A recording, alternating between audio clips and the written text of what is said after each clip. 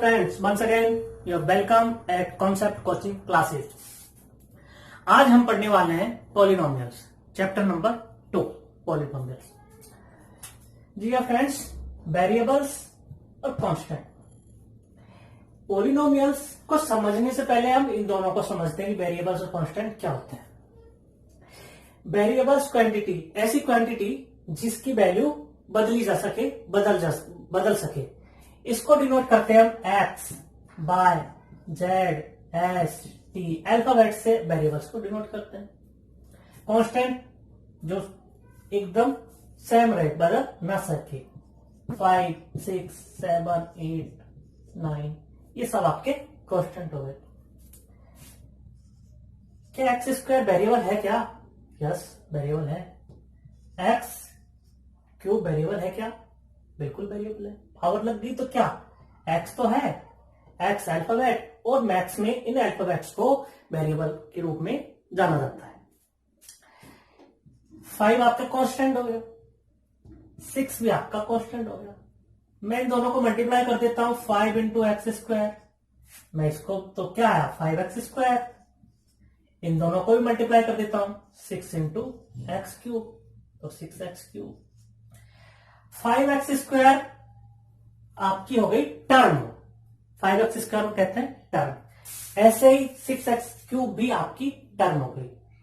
अगर मैं इन दोनों के बीच में प्लस या माइनस का साइन लगा देता हूं तो दोनों मिलकर के बन गए 5x square plus 6x cube. ये भी टर्म, ये भी टर्म, तो ये जो पूरा एक्सप्रेशन है यही आपका पॉलिनोमियल होता है। तो मैथमेटिशियन ने क्या किया, एक जनरल एक्सप्रेशन हमारे लिए दे दी। तो वो जनरल एक्सप्रेशन क्या दी है? GENERAL expression, A0 x to power 0, A1 x की power 1, A2 x square plus A3 x की power 3 plus dot dot dot AN x की पावर n। तो मैथमेटिशियन ने एक जनरल फॉर्म दे दी पॉलिनोमियल की इस तरह से। अब कुछ स्टूडेंट, आप में से कुछ स्टूडेंट सोच रहे होंगे, कंफ्यूजन होगा, दिमाग में चल रहा होगा कि सर कोई ऐसा तरीका है क्या जो आप इक्वेशन दे दी जाए उसको हम ढूंढ सके, पता कर सके कि ये पॉलिनोमियल है या नहीं है? जी बिल्कुल है। वह तरीका क्या है? कुछ एक्सप्रेशन लिखता हूं, 5x square plus 6x, equation number 1, equation number 2, 3x cube plus 5, 3x square plus 5/4 x plus 9। फिर लिखा मैंने 4x की पावर 3 माइनस 9 रूट x। देखिए, कोई भी पॉलिनोमियल, कोई भी एक्सप्रेशन को पहचानना, आइडेंटिफाई करना है कि पॉलिनोमियल है या नहीं, तो क्या करेंगे? सबसे पहले देखेंगे कि इसमें वेरिएबल जो है उसकी पावर 0, 1, 2, 3 इस तरह से होनी चाहिए, या मैं टेक्निकल लैंग्वेज में कहूं तो जो वेरिएबल है उनकी पावर होल नंबर होनी चाहिए। होल नंबर हम जानते ही हैं 0 से शुरू होते हैं, 0, 1, 2, 3 जो नंबर सिस्टम में पढ़ के आए। और दूसरा जो पॉइंट है, जो वेरिएबल है वो अपॉन में नहीं आना चाहिए। तो इसकी 2 ही शर्त हमको ध्यान में रखनी है। अगर ये दोनों शर्त फुलफिल करता है तो पॉलिनोमियल है, अदरवाइज नहीं है।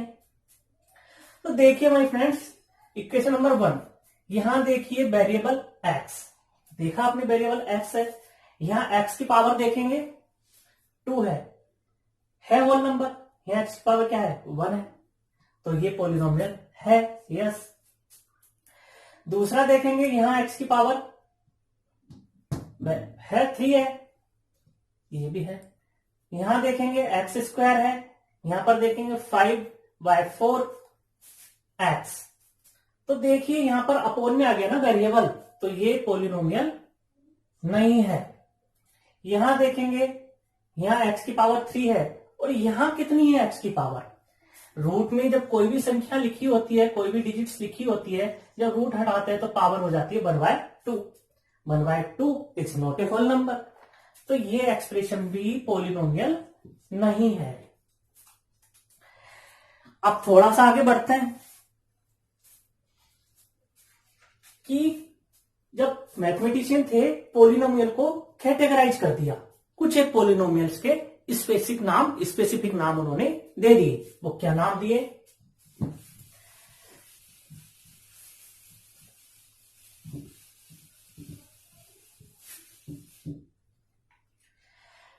माय फ्रेंड्स, टर्म आपके समझ में आई? टर्म किसे कहते हैं? एक बार फिर, टर्म 2x², 5x 9। 2x² भी टर्म है, 5x भी टर्म है, 9 भी टर्म। अगर मैं बीच में प्लस या माइनस का साइन लगा देता हूं तो अब पूरा एक एक्सप्रेशन बन गया। एक्सप्रेशन बनने के बाद में आपने देखा यहां पर ये भी तो 1 2 3 3 टर्म हुई। इसमें जरा देखते हैं,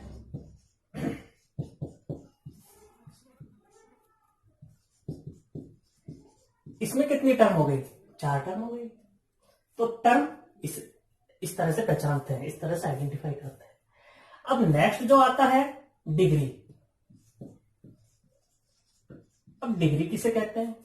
किसी भी एक्सप्रेशन की, वेरिएबल की हाईएस्ट पावर ही उस एक्सप्रेशन की डिग्री कही जाती है। इसमें देखते हैं वेरिएबल की हाईएस्ट पावर कितनी है? आप कहेंगे 2। तो इस एक्सप्रेशन की डिग्री कितनी हो गई? 2 हो गई। इसमें देखो हाईएस्ट पावर कितनी है? 3 है। तो इस एक्सप्रेशन की डिग्री कितनी हो गई? 3 हो गई। यहां देखेंगे 1 2 दोनों इक्वेशन हो गए टर्म। अब हम इनको कैटेगराइज करते हैं। कैटेगराइज कैसे करते हैं? हम टर्म सीख गए, डिग्री सीख गए, वेरिएबल सीख गए, बेसिस ऑन टर्म। किसी भी एक्सप्रेशन में अगर सिंगल टर्म होती है, जैसे कि 2x भी हो सकता है, 2x² भी हो सकता है, 2x³ भी हो सकता है, ओनली सिंगल टर्म, तो वह एक्सप्रेशन आपका मोनोमियल। अगर 2 टर्म हो तो, जैसे कि ये आपकी 2 टर्म है, तो ये आपका बाइनोमियल। अगर 3 टर्म ले ले तो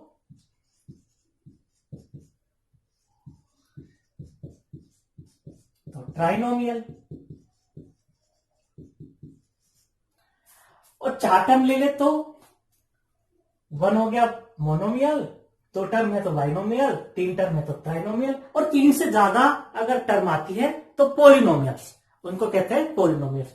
इस तरह से टर्म के आधार पे इनको सब कैटेगराइज कर दिया। अब डिग्री के आधार पर कैसे करते हैं? अगर आपसे कहे कि भाई basis on degree,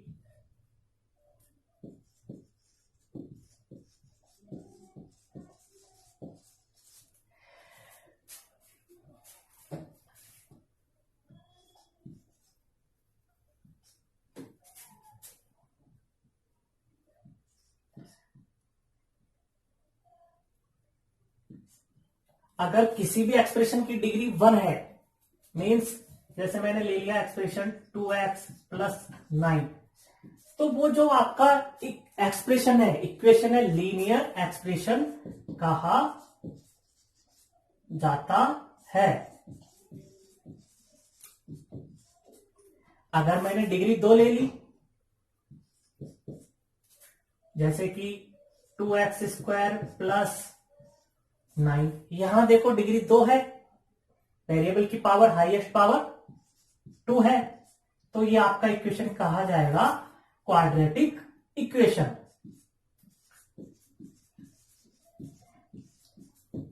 quadratic equation भी कह सकते हैं, क्वाड्रेटिक एक्सप्रेशन भी कह सकते हैं। अगर डिग्री को मैंने 3 ले लिया तो जैसे 9 क्यूबिक एक्सप्रेशन।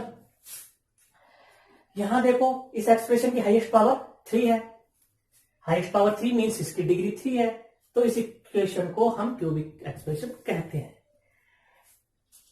इस तरह से आपका पॉलिनोमियल का इंट्रोडक्शन मैंने करवाया।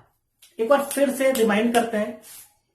वेरिएबल अल्फाबेट से डिनोट करते हैं, कांस्टेंट जो कि जिसकी की वैल्यू फिक्स होती है, बदलती नहीं है। टर्म समझ में आई आपकी किस तरह से टर्म लिखते हैं।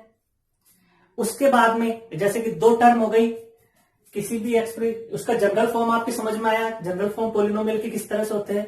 पॉलिनोमियल्स को आइडेंटिफाई करना आप सीखे कि भाई कोई भी एक्सप्रेशन दे दी कि पॉलिनोमियल है या नहीं है तो क्यों है, ये सब आपके समझ में आया।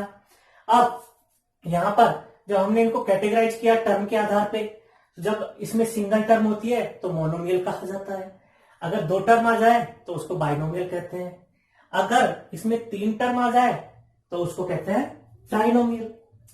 टर्म के आधार पर हमने इसको डिवाइड किया, डिग्री के आधार पर इधर डिवाइड किया हमने। वन अगर है उसकी डिग्री एक्सप्रेशन की तो आपका लीनियर इक्वेशन, अगर दो है डिग्री तो आपका क्वाड्रेटिक इक्वेशन, और अगर 3 डिग्री आ जाती है यानी एक्सप्रेशन की हाईएस्ट पावर 3 तो आपका क्यूबिक एक्सप्रेशन। अगर यहां पर एक स्पेशल केस लेता हूं मैं, 2 लिख देता हूं 2, तो क्या आप मुझे बता सकते हो कि इसकी डिग्री कितनी होगी? बताइए नहीं हमको तो कितनी होगी। यहां मुझे बताइए किसी के भी ऊपर अगर पावर 0 हो तो उसकी वैल्यू कितनी होती है? 1। अगर मैं यहां पर y की पावर 0 लगा दूं तो वैल्यू कितनी हो गई? 1। यहां पर मैं अपनी तरफ से लगा देता हूं x की पावर 0, क्योंकि कोई फर्क तो पड़ ही नहीं रहा, x की पावर 0 1 होती है। यहां इस एक्सप्रेशन की डिग्री कितनी है? 0 है। इस एक्सप्रेशन को कांस्टेंट पॉलिनोमियल कहते हैं। यह आपका इंट्रोडक्शन था। अब हम एक्सरसाइज नंबर 2.1 क्वेश्चन नंबर 1 पर आते हैं।